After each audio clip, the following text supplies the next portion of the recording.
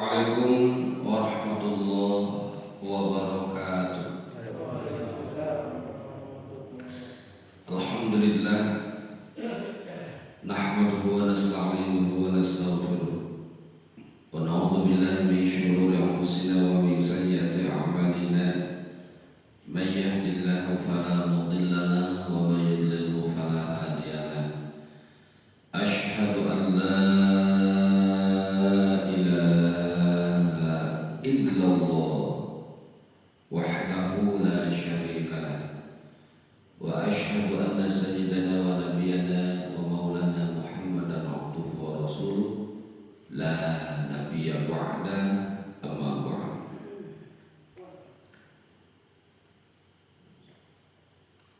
Hadirin wa hadirat ma'asyiral muslimin wal muslimat rahimakumullah, para bapak para ibu jemaah kajian subuh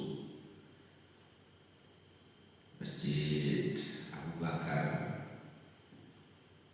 Puji dan syukur marilah kita panjatkan kehadirat Allah Subhanahu wa taala. Alhamdulillah, pada kesempatan subuh ini kita bisa meluangkan waktu kembali untuk mengisi dengan kajian yang mudah-mudahan kita mendapatkan keberkahan subuh ini sebagaimana doa Rasulullah SAW untuk orang yang bangun di subuh hari. Mudah-mudahan keberkahannya kita dapatkan. Amin ya rabbal alamin. Salawat dan salam semoga senantiasa dilimpahkan dicurahkan kepada baginda dalam Habibana wa Nabiyana Muhammad sallallahu alaihi wasallam, kepada keluarga, para sahabat, tabi'in hingga kita sekalian. Alhamdulillah, ibu bapak yang saya hormati, kajian kita kemarin itu sampai ke makalah yang ke-34. Nah, sekarang kita maju ke makalah yang ke-35. Bismillahirrahmanirrahim. Wal maqalatul khamisatu wa thalathun. Maqalah yang ke-35. An Ali radhiyallahu anhu, dari Sayyidina Ali karramallahu wajhah radhiyallahu anhu. Inna as'abal a'mal arba'u khisalin. Sesungguhnya amal-amal yang paling sulit apanya pun sulit dilakukan, sulit untuk dilaksanakan. Tapi kalau yang namanya sulit ya masih bisa lah, cuman ya sulit. Sulit ya, sangat berat sekali untuk dilakukan. Itu ada 4 menurut beliau.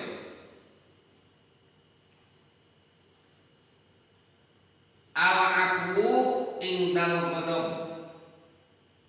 Yang pertama, memaafkan ketika marah. Kalau sudah reda marahnya ya mudah. Kalau sedang muncak ya, kalau lagi tinggi-tingginya marah, itu untuk memaafkan sulit. Bahkan kalau sedang muncak marahnya, kadang-kadang nggak ingin juga memaafkan. Nah, gitu ya, karena marah, gitu. 1. Yang kedua,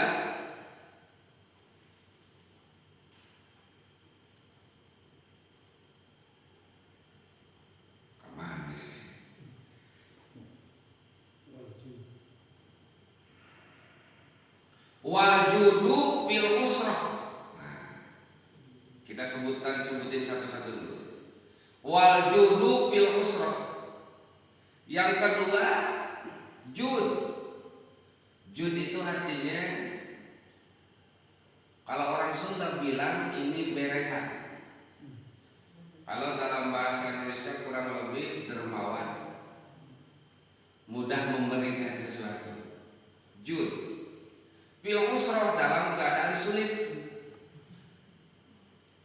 Ya, makanya ketika sedang corona susah kita sembah. Coba yang dimintanya juga lagi kesusahan. Dan itu susah juga betul Pak. Ya, dua nanti penjelasannya. Wal ifatu fil khalwah, yang ketiga menjaga diri ketika sedang menyendiri. Menjaga diri dari berbuat dosa. Sedang menyendiri, sedang tidak ada orang. Tiga.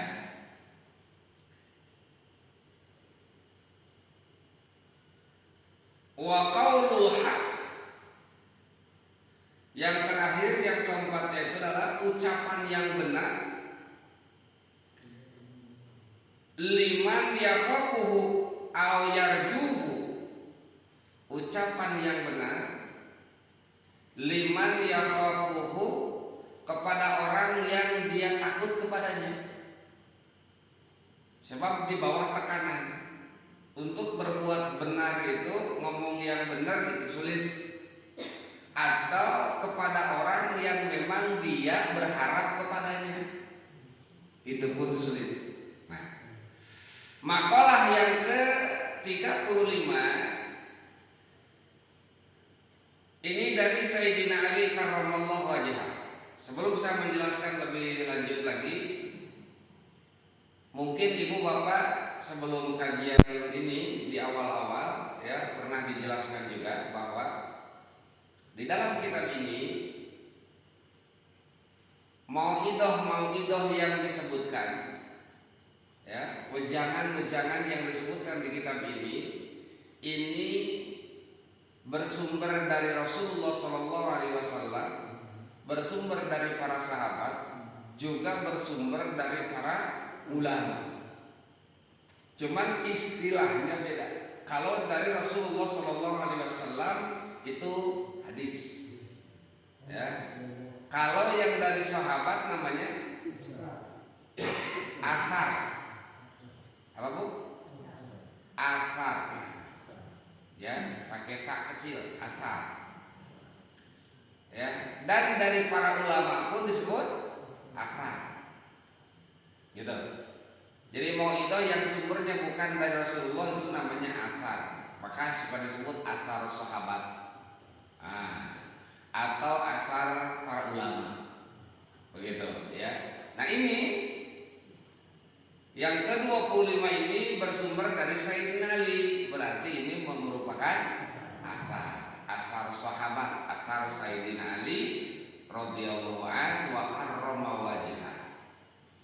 Sebagaimana yang kita kenal bahwa beliau itu adalah orang yang sangat meniru akhlak Rasulullah SAW, terutama dalam kesederhanaan. Sayyidina Ali itu meniru dalam kesederhanaan sangat luar biasa. Beliau itu istilahnya apa? Zuhud. Zuhud dari dunia.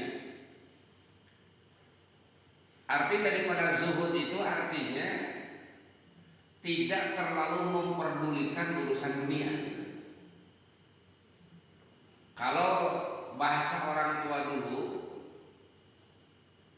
zuhud itu tapak dari dunia. Wah, bukan tapak berata.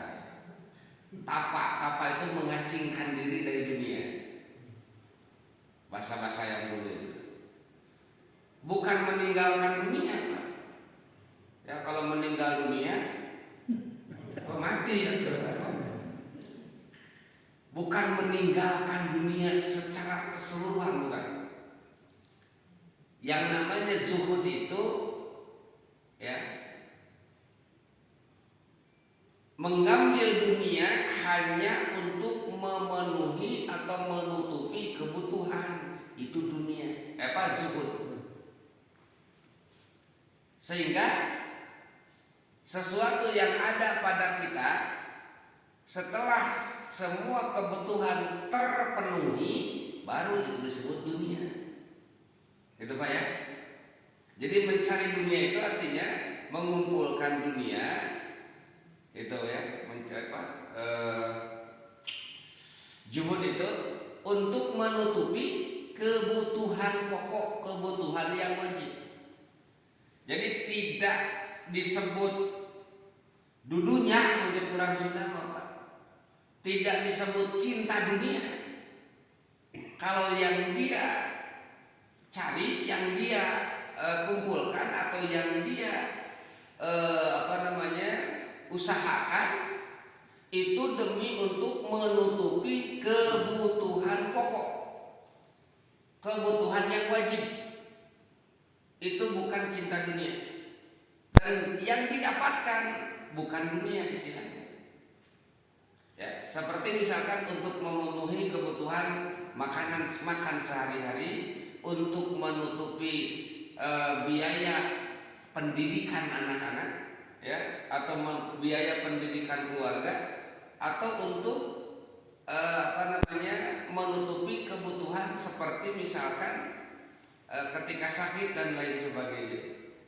Selama yang dicari, yang dikumpulkan itu, ya, untuk menutupi kewajiban, ya, maka itu tidak termasuk cinta dunia. Begitu Pak ya. Jadi patokan zuhud dan tidaknya itu di situ. Nah, kalau lebih dari kebutuhan yang disimpan, ya, yang diinvestasikan, itu baru dunia. Yang dunia itulah yang akan dipinta pertanggungjawaban. Itu yang akan dipinta pertanggungjawaban. Wa an malihi min aina kasabah wa fima anfaqah. Kata Rasulullah, itu akan ditanya dari mana dia mendapatkan, ke mana disalurkan. Itu pertanyaan yang akan diterima. Sebab yang namanya sesuatu yang lebih dari kebutuhan, ingkana halalan fahisabun wa ingkana haraman fa'adabun. Ketika lebihnya itu cara mendapatkannya halal, jadi hisab, jadi hitungan, dan itu memperlambat masuk surga. Kalau kebetulan orang tersebut berhak masuk surga, itu memperlambat masuk surga. Nabi Sulaiman alaihi salam itu nabi dan rasul yang paling akhir masuk surga di antara para nabi dan rasul. Dan bukan dengan kita,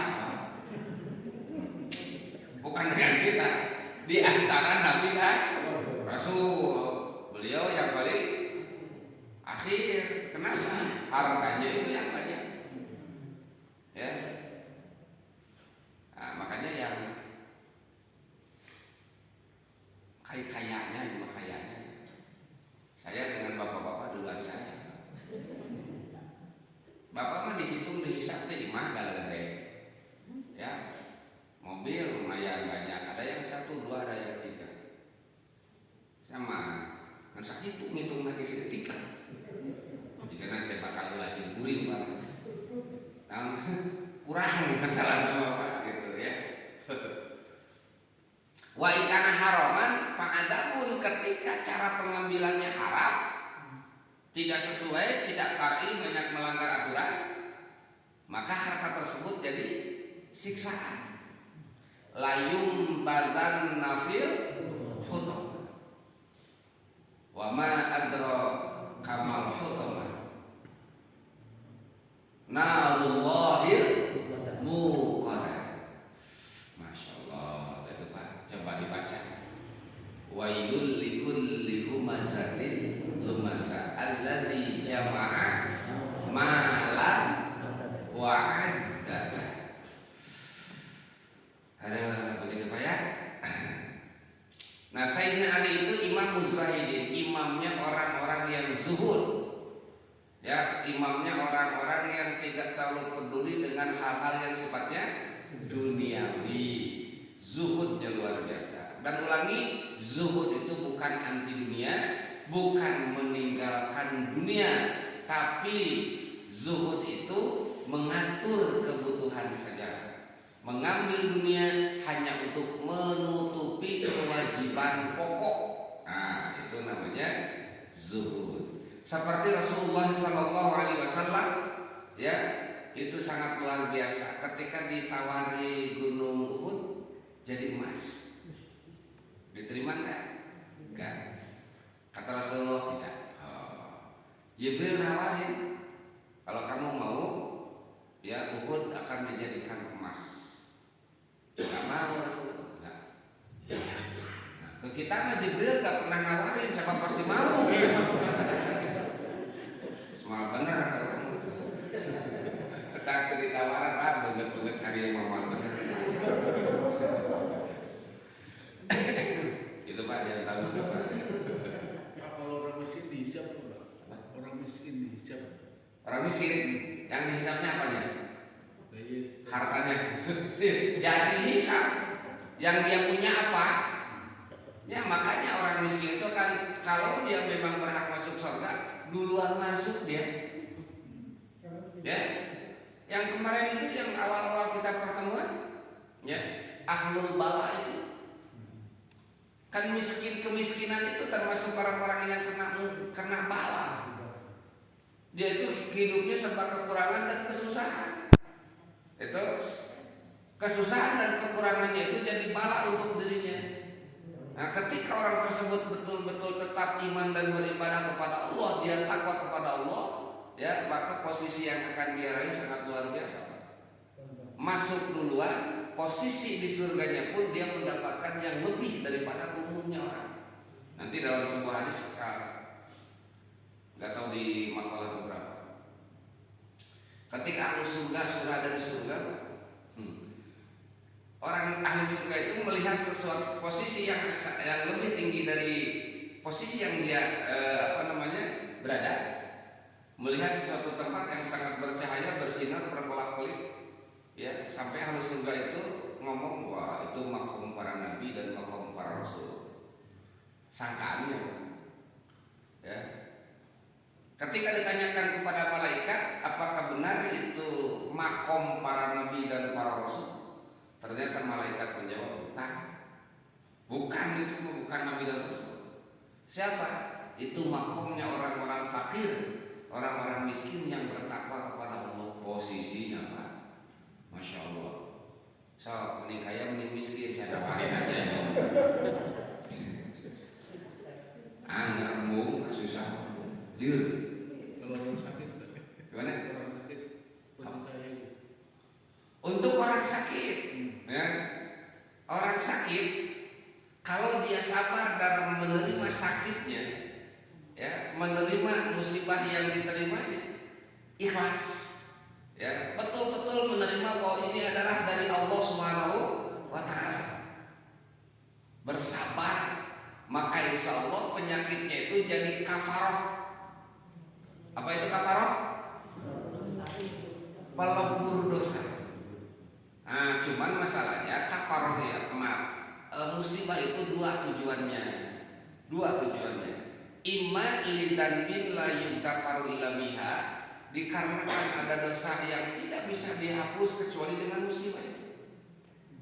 Yang kedua, imma lidarjatin la tasiru illa biha, atau ada satu derajat yang tinggi di hadapan Allah Subhanahu wa Ta'ala yang tidak akan tercapai kalau tidak dengan musibah itu.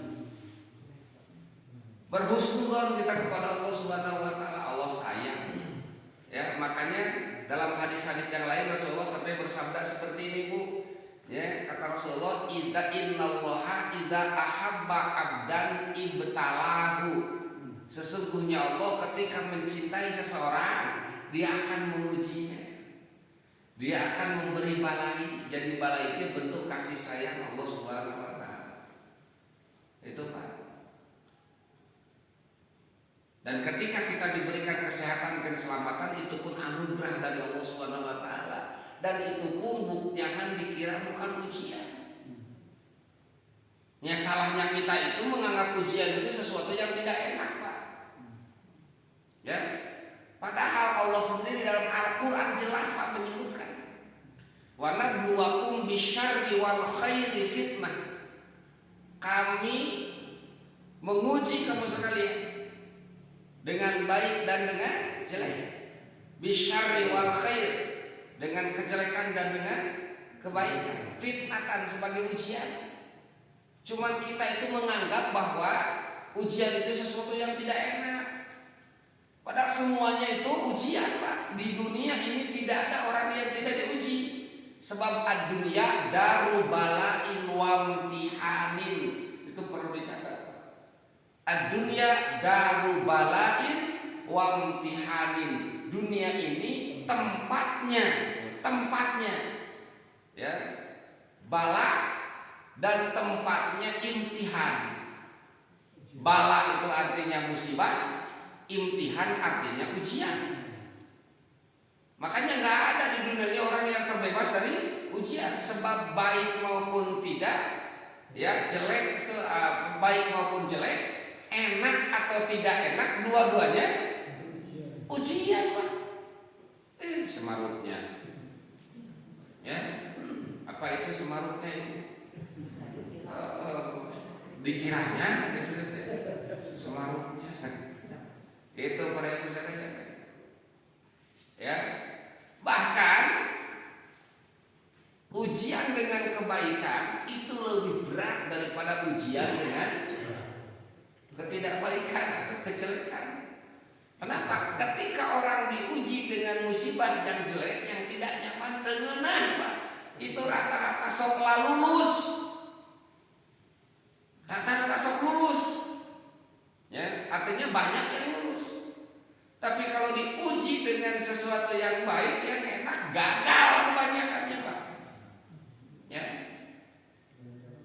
Contoh. Korun, Pak. Contoh konkret ini contohnya korun. Beliau sebelum kaya itu kan miskin dulu. Orang termiskin pada waktu itu ya korun. Zaman Nabi Musa itu. Ya, termiskin di dunia. Tuh. Dalam keadaan miskin korun, masya Allah, soleh dan luar biasa. Sampai mendapatkan peringkat ketiga, a'lamun nas, orang yang paling cerdas, paling alim, paling ngerti. Itu. Ba'da Musa wa Harun. Setelah Nabi Musa dan Nabi Harun bit Taurah, ya faham Taurah Taret. Tapi ketika dia mendapatkan dunia, apa yang terjadi? Oh, pangkupurna mangkeluk waktu hari kami. Aduh, apa itu mangkeluk tadi? Paling kupurnya manusia pada waktu itu. Ketika dia sedang miskin, sedang fakir, lulus luar biasa. Ketika dia diberikan kekayaan, gagal. Para seperti kita lah, nggak jauh beda waktu zaman lihat korun. Ya, kita juga kadang-kadang seperti itu. Kalau kita sedang menginginkan sesuatu dalam keadaan kita serba kurang, kita itu dekat dengan Allah. Duha rajin, tahajud rajin, ya. Pokoknya amal ibadah itu rajin dengan harapan mudah-mudahan ada kenaikan. Nah, ya, mudah-mudahan mendapatkan kemudahan-kemudahan. Setelah diberikan kemudahan, yang tadi biasa dilakukan dalam keadaan tidak punya itu hilang. Pak, keresan sarama minta wiridan ka kiai teh datang. Ustaz amalannya Pak getol. Ya. Dapat aja yang dia inginkan. Alasannya macam-macam. Kemana Pak nggak berjamaah? Oh, sibuk. Nah itulah, ya sibuk. Sekarang ini banyak yang harus dilakukan ini. Ya begitulah. Gitu Pak. Saat kita ke urang. Kebanyakan dari kita itu seperti itu. Ya. Jadi jangan menganggap ujian itu adalah sakit. Sehat pun ujian. Apakah sehat bukan ujian, ya ujian. Ketika sehat yang dilakukan apa? Ya, ketika sehat dimanfaatkannya untuk apa? Apakah itu tidak akan jadi pertanyaan?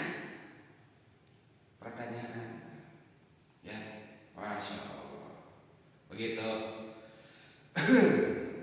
Nah itu salah satunya Pak ya. Tentang Sayyidina Ali karramallahu wajah. Kalau bercerita tentang beliau banyak ayat-ayat yang turun mengenai beliau. Ya nanti saja. Ini isi daripada yang diceritakan beliau atau dijelaskan beliau dalam makalah ini Beliau mengatakan as'abul a'mal arba'u khisolin. Amal yang paling sulit itu 4 perkara. Dilenyepan di apa namanya? Di lenyepan bahasa Sunda apa? Diresapi. Nah, ya. Bukan meresapi, diresapi gitu ya. Bisa salah persepsi gitu kan. Ya. Ayo meresapi, diresapi. Pak, kalimatnya harus betul-betul. Takutnya salah gitu Pak ya. Ada seorang kiai ditanya, Pak Kiai suka daging bangkong ya?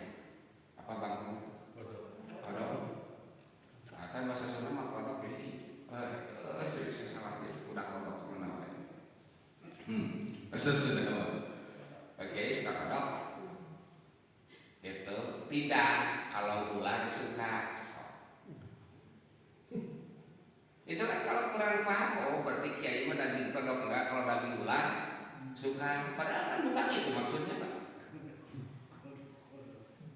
Yang suka kodok itu apa? Ular kan gitu maksudnya. Kan Bapak yang ngomong ular gitu. Ya Pak ya. So, Pak Kiai apa Pak Kiai suka daging kodok? Tidak, kalau ular suka. Ya, jadi kesan nanti pahamnya itu daging kodok tidak, daging ular mau gitu kan. Padahal yang dimaksud Pak Kiai bukan begitu. Yang suka daging kodok ular gitu. Ya. Terus tanya lagi Pak Kiai, katanya daging babi itu haram. Oh, iya. Kok kenapa Pak Kiai urus anaknya? Lain anak babi, dah anaknya dulu apa ya? Itulah kalimat-kalimatnya Pak seperti itu. Mata kayaknya sih benar aja bisa liar, bisa salah paham, bisa salah paham. Tekstual, kayak gitu Pak, kalau tekstual itu salah paham kan nanti itu lenyepan lah gitu. Pemenggalan kata juga kan harus benar. Nanti kan kalau salah memenggal kata akhirnya kesimpulannya juga salah. Pak Didi makan tikus, maknya Pak Didi makan tikus. Tapi kan kalau yang betul itu Pak Didi dimakan tikus. Ini ngomongnya Pak Didi makan tikus. Salah diwai Pak. Begitu. Nah, kata Sayyidina Ali yang paling sulit itu ada 4. Yang pertama al-afu indal godok. Coba rasakan. Ya. Bukan enteng betul Pak. Kalau sedang godok itu gelap mata, gelap hati.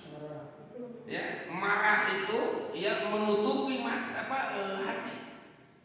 Sampai ketika sedang marah tidak sekali tidak terpikir untuk memaafkan. Yang ada itu ingin melakukan sesuatu yang keras di situ Pak.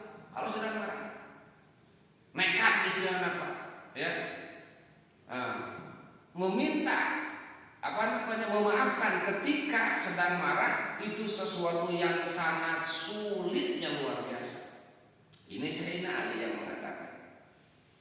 Ya. Dan memang kita juga belum tentu mampu Pak, sedang marah kita memaafkan. Sampai yang awalnya itu udah hanya dari kesalahan paham, salah ngomong, ya cuman miskomunikasi saja, dikarenakan marahnya memuncak sampai terjadi perkelahian. Ketika semakin marah dikarenakan pukul-pukulan di situ, sampai ada hati untuk membunuh salah satunya itu, bukannya memaafkan. Dan ketika dipisah pun, ya, ketika dilerai itu supaya jangan terjadi, itu justru kepada orang yang mau memisahkan itu marah juga kan? Begitu. Al-afu indal godok sulit Pak. Padahal Allah Subhanahu wa taala tidak Allah dalam Al-Qur'an. Ciri-ciri orang yang bertakwa itu al-afu, memaafkan. Wal afina 'anil nas, dan memaafkan manusia. Itu wal afina 'anil nas.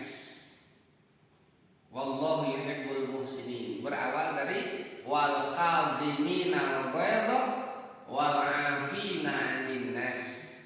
Wallahu yuhibbul muhsinin. Ciri orang yang bertakwa itu wal kadhimina al-ghaidha, sanggup menahan kemarahan.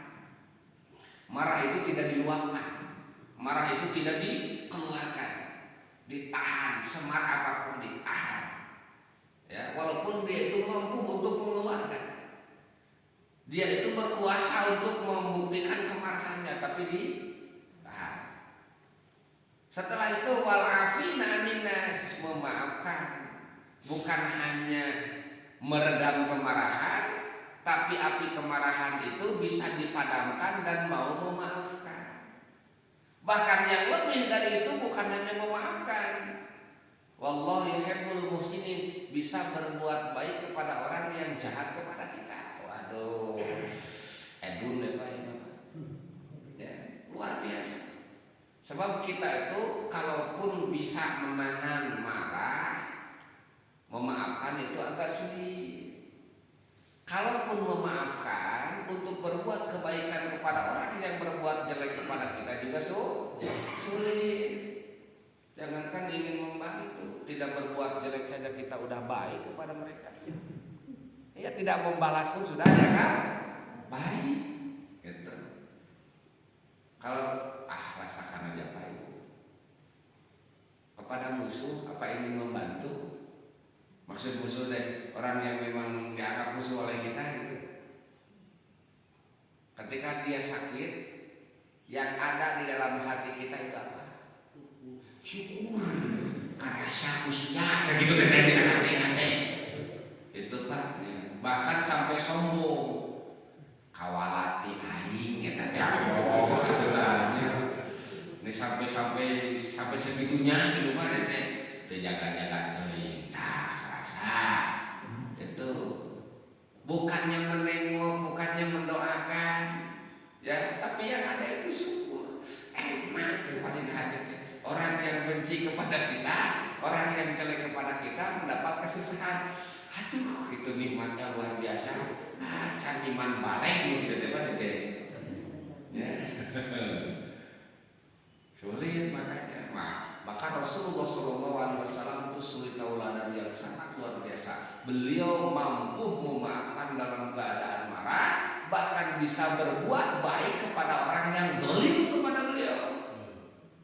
Itulah makanya beliau itu digelari Habibullah.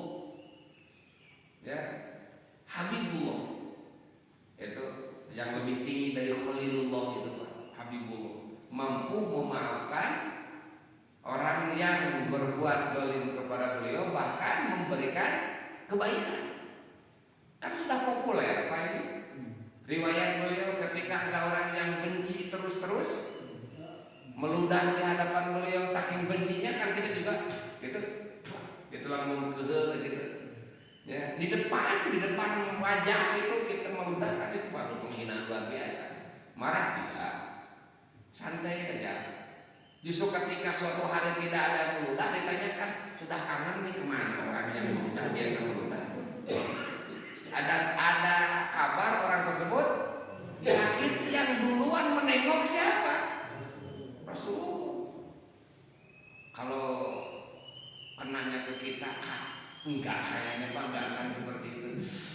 Alhamdulillah Gusti, hatur nuhun tos pamaleskeun para kitu teh. Biasa-biasa guna gitu ya. Ya Allah. Pak, kepada orang yang membenci kita, jangankan membantu Pak, menyebut namanya saja kita itu malas. Jangankan menyebut, mendengar dari orang lain saja juga malas. Kalau kita misalkan berkaitan dengan orang yang benci kepada kita, bahkan ningali senal capit nage hayang najong aya. Bari ngalewat talapu usin. kami meji dalam laborasi. Betul. Ketika Rasulullah SAW diancam oleh seseorang dengan pedang yang sudah ada di leher, dengan mengatakan siapa yang akan menolong Muhammad, Allah dengan menyebutkan Allah bergetar tangannya sampai jatuhkan pedangnya. Kalau kita nggak tadi rengkas di situ mata dipencit buat orang masuk, malah ditanya heula ya, pembalasan itu langsung pada waktu itu. Tapi Rasulullah enggak, diambil aja pedangnya sambil bertanya siapa yang menolong kamu sekarang. Bergetar, akhirnya pedang kalau dikembalikan. Itu. Dan dengan akhlak yang baik tersebut ternyata alhamdulillah orang tersebut bersyahadat, beriman kepada Allah dan kepada Rasul dengan akhlak yang baik. Tuh. Jadi sulit, yang kesulitan pertama itu adalah memaafkan ketika marah. Marah itu jadi dendam. Apanya? Dengan marah akhirnya bisa jadi dendam. Iya, dendam itu efek dari situ. Ya, dendam itu kalau dalam bahasa Arabnya itu hibdu atau gil, Pak. Makanya kita selalu berdoa wala taj'al fi qulubina ghillan lil ladzina amanu. Ya Allah, jangan jadikan di dalam hati kami gil. Orang Sunda bilang itu gil itu munak-munak. Ya, sesuatu yang ada di dalam hati, sesuatu yang tidak enak. Ingat wae pokoknya. Dihampura dengan poho-poho gitu kan. Aku anggar wae sama aya kemeh bibit-bibitnya gitu. Ya, gil, buah. Diredam. Gitu ya. Dan tidak ada untungnya, Pak. Kalau dipikir-pikir bukan mempermudah masalah, ya, tapi harus berusaha untuk bisa menyederhanakan atau bahkan kalau bisa ya betul-betul dihilangkan. Enggeus motong di pikiran wae gitu. Sebab ketika dipikirkan ingat lagi. Gitu kan, tumbuh lagi gitu. Udah aja hilangkan. Gitu. Saya yakin setiap manusia, setiap orang, setiap kita itu pasti merasakan perasaan seperti itu. Sebab yang namanya hidup bersama itu ada saja yang semacam itu. Rasulullah SAW itu kan sangat dibenci oleh orang-orang Yahudi. Salah satunya di antaranya ada orang Yahudi yang sangat benci kepada Rasulullah dalam keadaan buta, miskin. Tapi Rasulullah masih mau menyantuni orang tersebut. Dia kirim makanan setiap waktu ketika dia membutuhkan, pagi dan sore Rasulullah bawakan. Terus kebutuhan pakaiannya Rasulullah yang menggantikan. Terus untuk kerapihannya juga beliau, sampai-sampai rambutnya itu disisir sama beliau. Itu orang tersebut. Tapi selama Rasulullah berbuat baik kepada orang Yahudi yang buta tersebut, bibirnya tidak pernah dia mencela, mencerca, menghina Rasulullah. Dalam mengatakan Muhammad itu begini, Muhammad ini begini, tidak tahu yang ngurus dia itu beliau. Kalau kita parieskeun wae begitu mah diurus, beres segala apa, dicukupi kebutuhan, mesti terus ngeyel apa. Kalau kita mah ditinggalkan Pak, ya. Koplok teh sia beureun gitu urang teh. Pasti keluar. Oh kita mah gitu Pak. Gitu ya. Tapi kan enggak, sampai beliau meninggal. Yang meneruskan kan Abu Bakar Siddiq melanjutkannya. Ketika dilanjutkan ada perasaan yang berbeda. Kok tangannya begini, kok caranya begini, gitu. Ya. Nah ini siapa? Saya Abu Bakar. Loh, yang biasa dia itu siapa? Itu Muhammad. Peneruas Pak, makanya ngomong diomongkan aja. Itu. Sekarang beliau sudah meninggal, nangis ya Pak. Tertarik dengan akhlaknya yang luar biasa. Aduh, memaafkan orang yang berbuat jahat kepada kita. Wah, istimewa Pak. Geus eta mah lege geuleuh gitu. Ngan geuh hese kita ingat wae gitu. Tapi untuk kita mah tidak membalas kejelekannya pun insya Allah termasuk yang baik.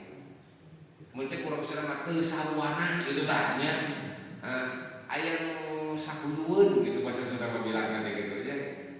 Sebab kalau tidak ada salah satunya yang mengalah ya terus gitu. Itu Pak al-afu indah.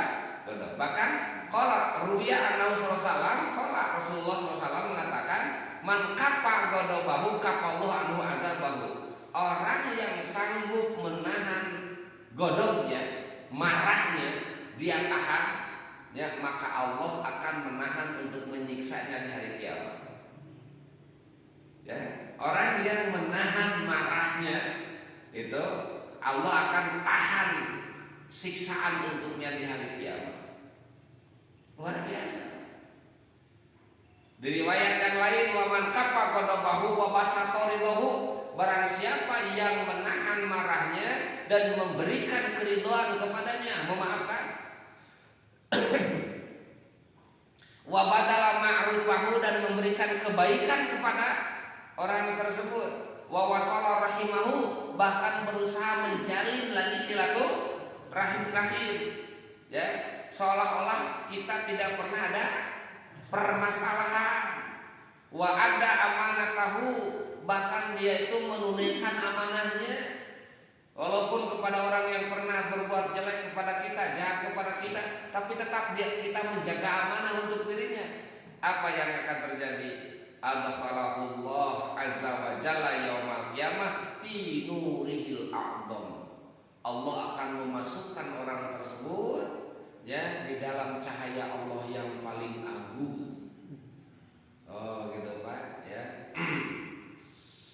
Ya belajar Pak, yang namanya juga manusia, ya. Terus ada nafsu ammaroh.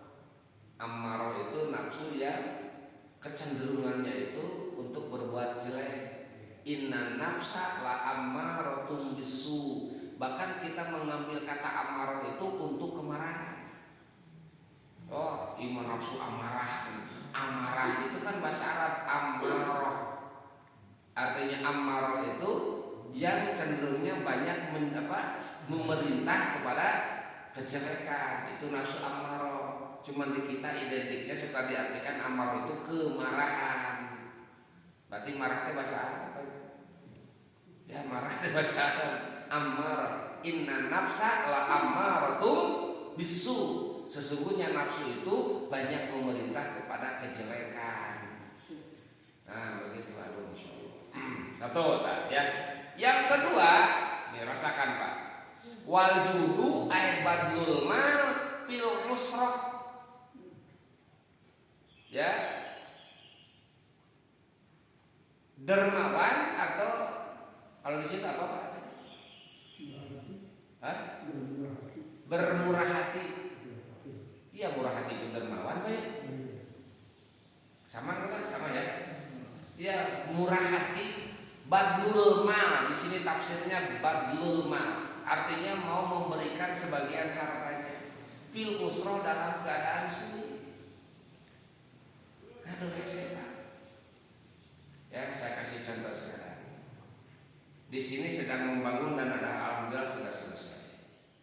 Kalau saya meminta bantuan ke ibu ke bapak, berat tidak? Makanya saya agak ngomong-ngomong dari awal. Padahal saya juga sedang membangun ini. Ya betul Pak, saya sedang bangun masjid, tapi nggak berani saya ngomong di sini. Gitu karena kan sini juga sedang apa? Sedang ada pembangunan. Pasti akan sulit. Itu bukan sungkan ya.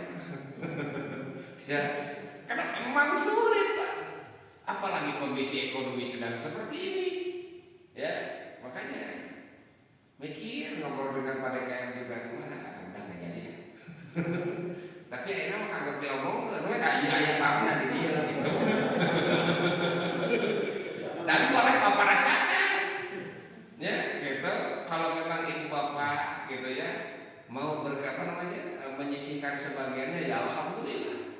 Ya, Sabtu besok ya saya kesini lagi. Ya, Masya Allah Pak. Ya, kalau sini emang cepat. Saya mah agak lama Pak, susah Masya Allah. Masih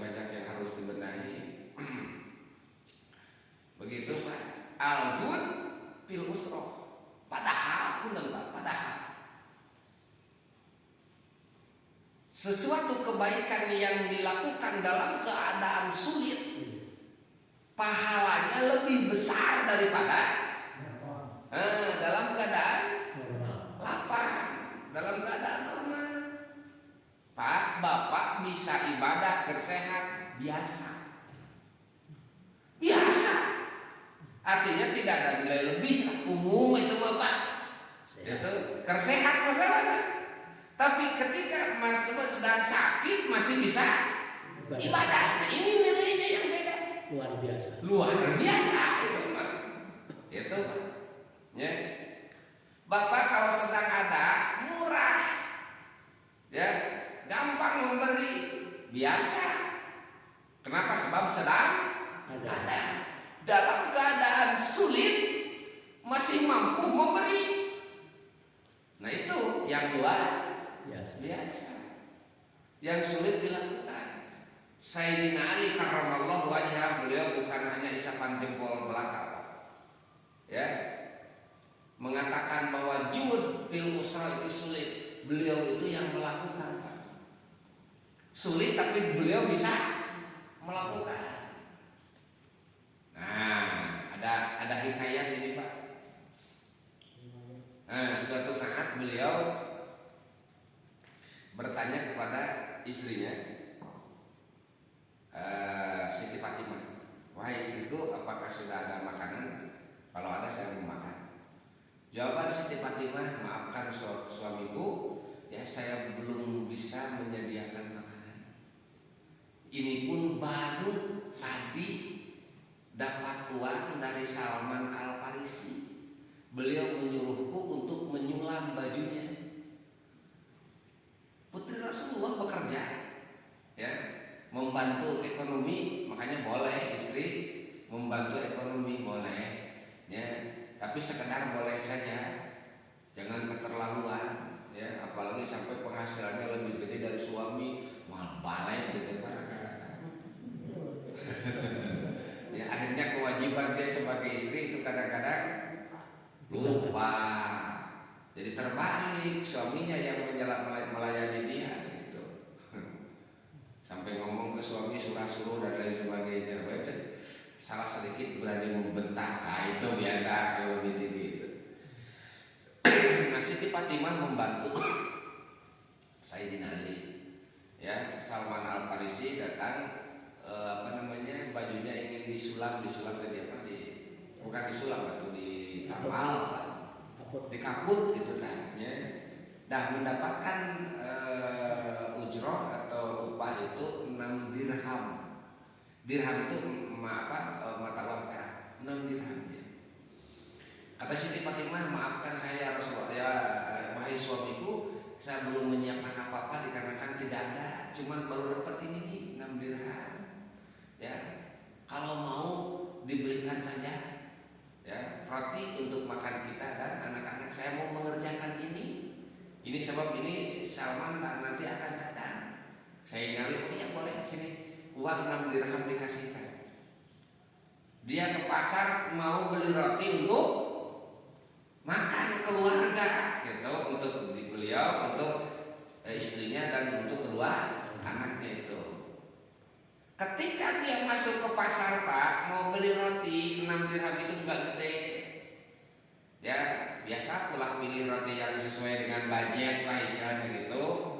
Nah, di situ ada orang yang meminta bantuan dengan membacakan ayat wa may yuqridullaha qardan hasana fayudha'ifahu. Beliau paham terhadap ayat tersebut. May yuqridullaha qardan hasana fayudha'ifahu. Barang siapa yang mau meminjamkan kepada Allah, bahasanya kan gitu, meminjamkan kepada Allah, maka dengan pinjaman yang baik, maka Allah akan lipat gandakan. Sayyidina Ali melihat uang yang dipegang itu 6 dirham. Dengan mendengar ayat itu dan orang itu betul-betul membutuhkan, tidak banyak berpikir, yang 6 dirham itu langsung dikasihkan. Kalau kita di dompet itu yang merah ada, yang biru ada, yang hijau ada, yang kucal ada. Biasanya yang dicabut yang mana? Betul. Gitu jujur ya orang gitu kan ya berpikir gitu kan. Nah Sayyidina Ali pada waktu itu Pak nggak berpikir panjang, yang 6 dirham dikasihkan. Masya Allah Pak, pulang aja. Begitu pulang ya masuk ke rumah, Siti Fatimah melihat di tangan Sayyidina Ali tidak ada yang dibawa, tapi tidak marah. Kenapa? Tahu begitulah kebiasaan suaminya. Kalau kita, wah nggak ibu melotot sih kan teh, Pak mana pada jalan di Amal Sumangan, nah Pak itu saya hesek ngomong bener Pak, beak baik gue sekarang salah itu. Siti Fatimah sudah ngerti, tahu memang karakter suaminya seperti itu, nggak banyak cincong. Kata Sayyidina Ali, wahai Fatimah, saya mau ke Rasulullah dulu. Udah ngerti dia teh, kira-kira ya udah nggak apa-apa, silakan saja berangkat. Gak jauh dari rumahnya beliau, ya menuju Rasulullah, ada seseorang yang membawa unta, nawarin unta supaya dibeli. Ya Abul Hasan, saya punya unta bagus. Ini luar biasa. Saya tidak kasih kepada yang lain. Saya tawarkan untuk khusus untuk Anda, untuk engkau wahai Abul Hasan. Sayyidina Ali dipanggil Abul Hasan, artinya bapaknya Hasan. Itu kata Sayyidina Ali, boro-boro meuli onta, situ canggahan boro-boro meuli onta. Ih jangan begitu, ini unta paling bagus, murah ini. Iya, tapi masalahnya mau beli dengan apa? Itu, aduh sayang ini kalau diberikan sama yang lain maksa Pak terus-terusan ya. Kata saya, ini berapa? Ini murah, 100 dinar. Wah melotot Pak, 100 dinar, dinar kan mata uang emas. Itu 100 dinar udah tawarin sama yang, wah sayang saya justru jauh-jauh mencari engkau. Saya ini ingin supaya unta ini dimiliki engkau, gitu. Dimiliki oleh kamu wahai Ali, ya Pak Abul Hasan. Iya masalahnya tidak punya uang, mau beli dengan apa? Mau gimana? Gimana kalau diutang? Nawarin supaya diutang. Kata Sayyidina Ali, ya kalau diutang ya boleh saja. Gitu.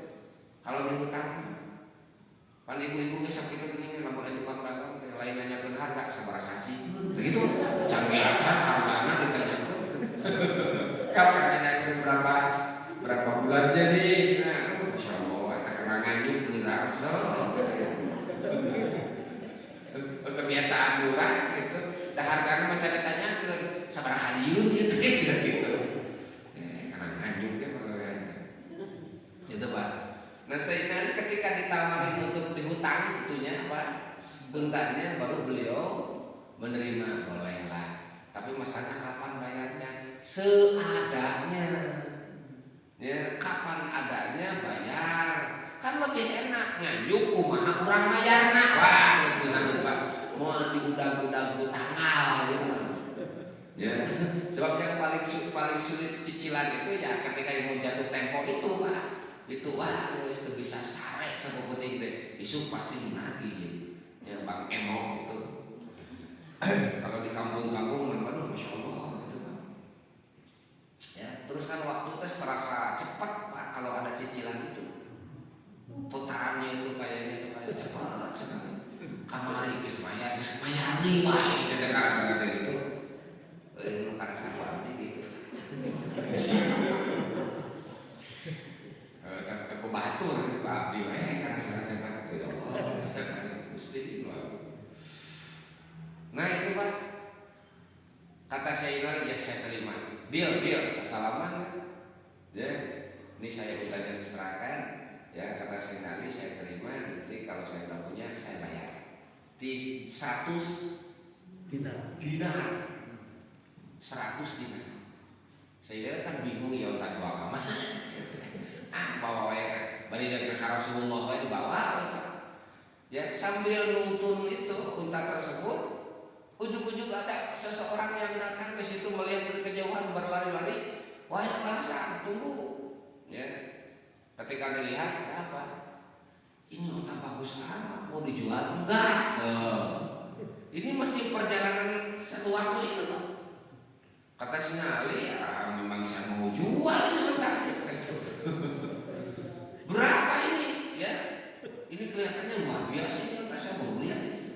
Kata Sayyidina Ali, kalau mau ya 300 dinar.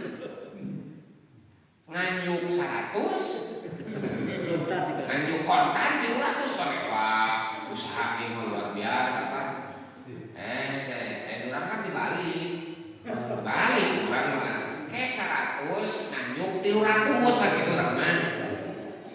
Dia mah enggak, sebaliknya 300 tidak tua saya beli, berani sekali saya dikeluarkan uang 300 dinar. Ini saya bayar, saya sangat suka unta ini. Saya di tengah ulang bedanya antara apa kaget, bahagia gitu ya.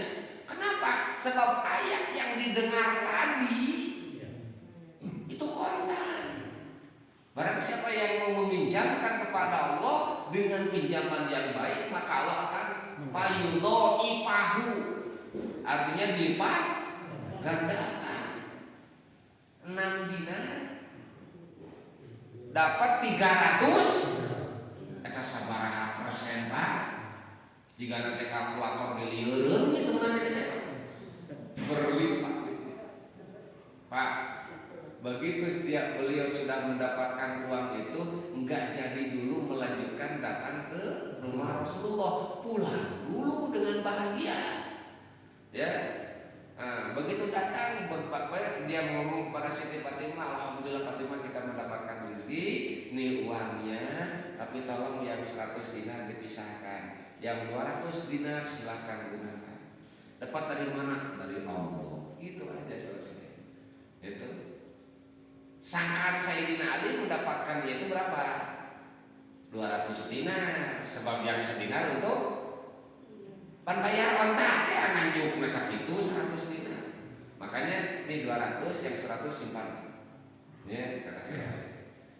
Ya, sekarang mau ke Rasulullah, berangkatlah Rasulullah. Ketika datang ke Rasulullah, ke rumah tidak ada, ternyata Rasulullah itu sudah menunggu di pintu masjid. Dan menunggu. Ketika datang, ya Assalamualaikum ya Rasulullah, dijawab Rasulullah sebelum Ali buka mulut mau menceritakan kejadian, Rasulullah sendiri yang nanya duluan, mau diceritakan olehmu atau saya ceritakan yang tadi kau alami di jalan. Ali semakin kaget juga, Masya Allah. Ini mukjizat namanya. Rasulullah dikasih tahu kabar yang sedang terjadi dengan Sayyidina Ali. Makanya langsung ditanya, mau kamu yang menceritakan, mau saya yang menceritakan kejadian yang kamu alami tadi? Ya Rasulullah, tolong ceritakan apa yang saya alami. Kata Rasulullah, kamu tahu nggak siapa yang maksa untuk membeli unta? Makanya saya juga heran, nggak tahu itu orang maksa yang luar biasa. Saya tahu nggak punya uang sampai dikasih hutang ya Rasulullah. Itu Jibril. Mau unta teh Jibril. Oh Jibril, tahu yang beli siapa? Gak tahu juga, gak nawar-nawar. Saya langsung kasih buka harga 300 dinar, langsung cash dibayar. Ya gitu. Itu Mikail, gitu. Allah datang untuk membalas pahala yang kamu lakukan ketika memberi bantuan kepada seseorang dengan 6 dirham. Nangis saya. Nah itu. Ya, kenapa? Beliau itu sanggup dalam keadaan sulit memberikan, ya. Dan beliau juga mengatakan sulit sebetulnya ini Pak. Antara memberikan dengan kata hati itu tidak nyambung. Ya, yang memang sakit itu mah dianggap ke normal, ya Pak. Dan normalnya dari 6 itu mungkin yang dikasihkan 1, 2. Yang 3 itu kan untuk kebutuhan kita.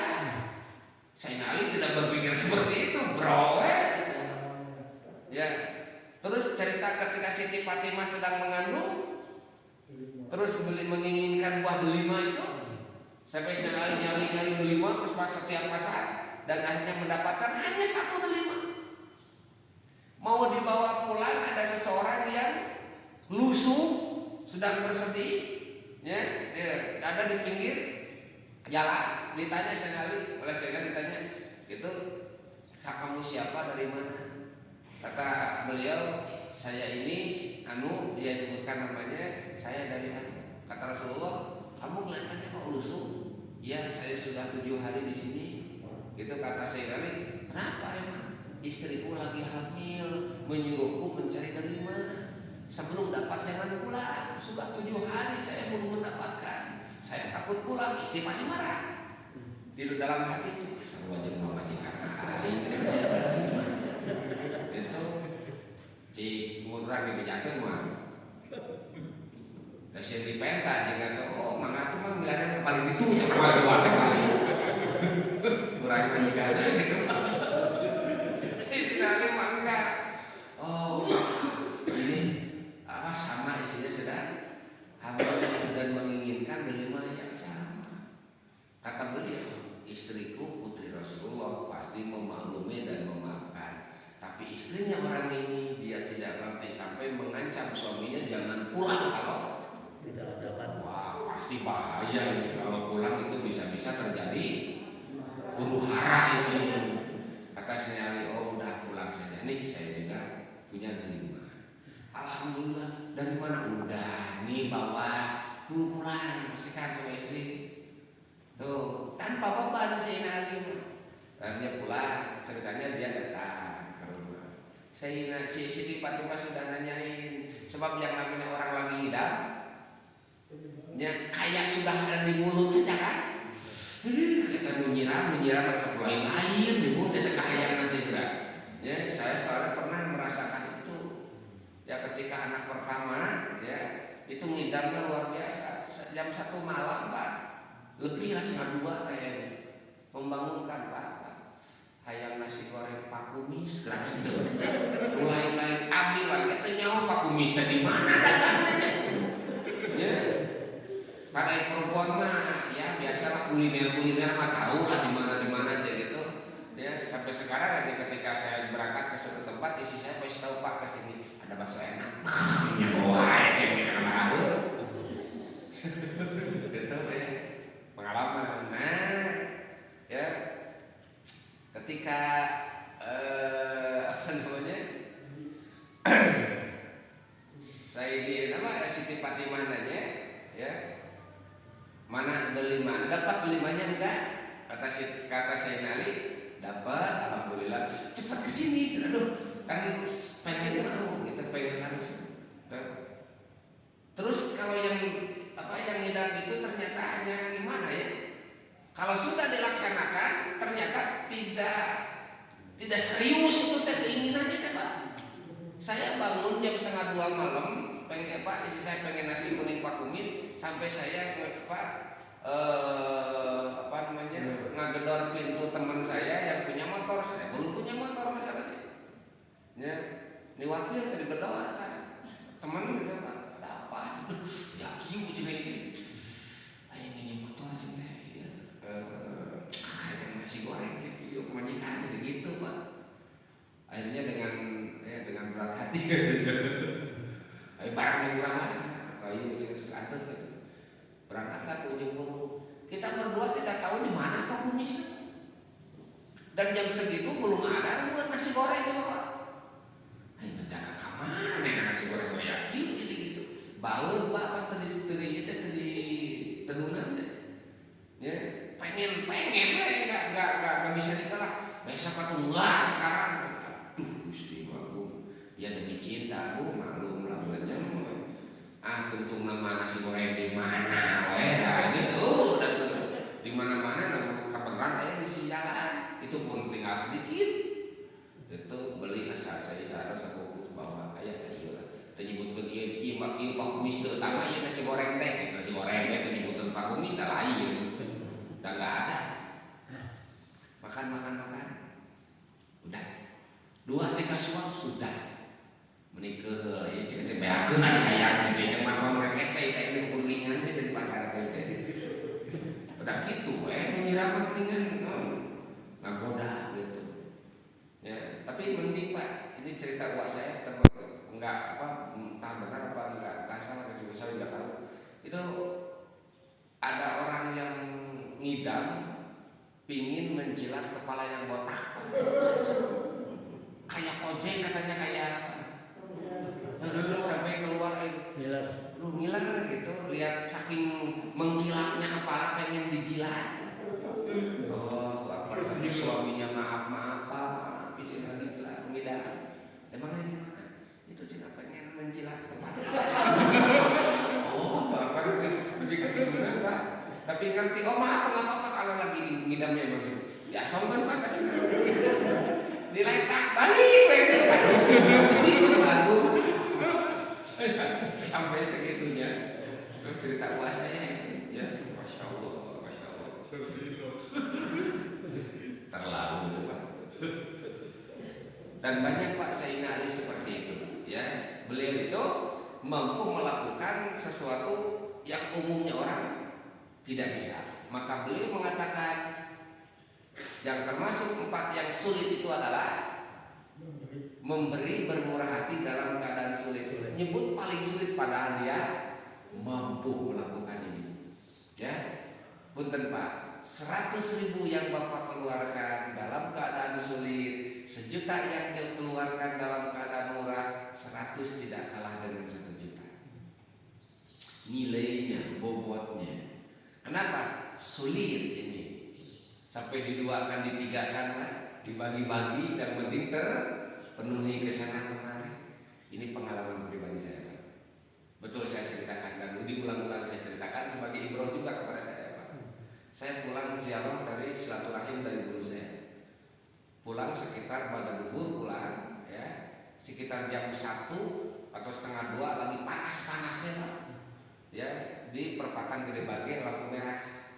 Dari sana ke sini kan merahnya lama, majunya sebentar kan, sama dengan seperti di sini ke sana kan.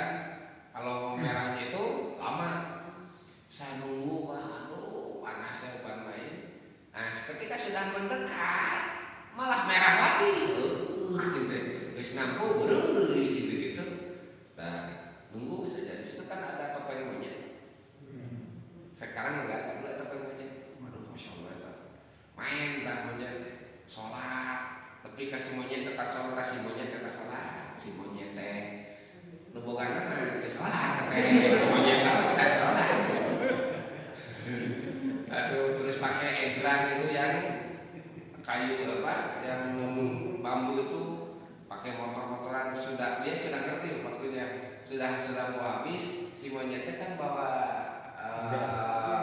wadah untuk minta uangnya kan. Dari depan Pak sampai ke sana nggak ada yang ngasih. Saya kasihan Pak, kamu nyetna lagi ke rumah itu naik kamu benar-benar gitu. Runya mau dahar yang monyet dijerat gitu. Saya ingat Pak di saku belakang saya ini, bukan ya saku belakang ini nggak pakai dompet kebetulan, ya 100, ya ada izin 100, 20, 5.000 dan 2.000. Cuman kan digulungkan kokorek hilang itu mana ikan 2.000 gitu kan. Betul Pak, yang saya mau ambil itu yang 2.000. Tapi ada kamunya yang betul. Pasti cabut Pak. Yang tercabut 5.000 Pak. Makanya dimasukin lagi kan mereka malu atau Pak. 5.000 Pak, kan kamunya 5.000. Terus ini iya sebelum 2.000 juta gitu. Pada waktu itu merada handul, merada 5.000 kamunya teh. Coba belilah tinggi, korban sih kalau karena takut keburu hijau gitu. Akhirnya 5.000 Pak. Sebelum betul-betul hijau, HP berbunyi. Begitu ditinggal, salah satu jemaah gitu diangkat. Assalamualaikum, ada apa Pak? Ustaz ada di rumah enggak? Enggak, lagi di luar. Lagi menuju pulang ke rumah, kurang lebih berapa menit lagi? Ya 10 menit ada. Ya nggak apa-apa, saya mau ke rumah gitu kan. Tutup, nggak tahu kan mau apa. Pas datang ke rumah, betul berbarengan lah, ada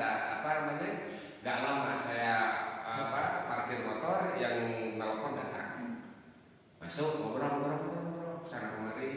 Mau pulang dia ngomong, Ustaz mohon maaf. Sebetulnya saya ada keperluan, ada titipan dari istri saya, alhamdulillah ada sedikit katanya. Ini buat Pak Ustaz. Abdi teh panuah dieu beuki bisi pamajikan ningalieun. Gimana yang menang digawe Pak Iman? Ini uang laki-laki nih. Gusti malu. Begitu saya terima simpan ditutupan HP setelah cicing malah panik saya tak tutupan aku HP. Itu ketika pamit keluar, Mas ini mau pulang. Tadi saya keluar. Kalau tidak ditutup HP kan kelihatan ini. Makanya ditutup HP saya terkecil saya mah. Malah yang menang digawe masalah ini. Nah setelah pulang istri saya ke belakang lagi bawa ke kamar putra 500.000. 5.000 jadi 500. Saya menyesal Pak, kenapa tidak 100? Gitu tanya. Baru saya baca, tadi mah yang di sana, yang di perempatan menyesal ngambil 5.000, malah datang ke rumah aing kado 5.000 mun 100, aing sabaraha gitu nah. Payu bagi Pak. Sebab memang dalam keadaan sulit itu ya. Kalau Bapak Ibu mau praktekkan silakan, saya lagi membangun masjid. Contoh ini Pak, contoh Pak ya. Alhamdulillah syukur ya, alhamdulillah. Nanti minggu depan saya semangat datang ke sini. Dua dulu Pak ya, insya Allah Sabtu depan kita lanjut. Sudah 1 jam lebih ini. Assalamualaikum warahmatullahi wabarakatuh. Kerasa Pak ya, 1 jam.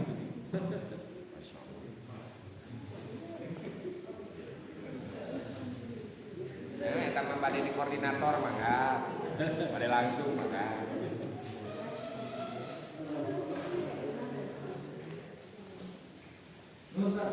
Tapi gimana? Apunten.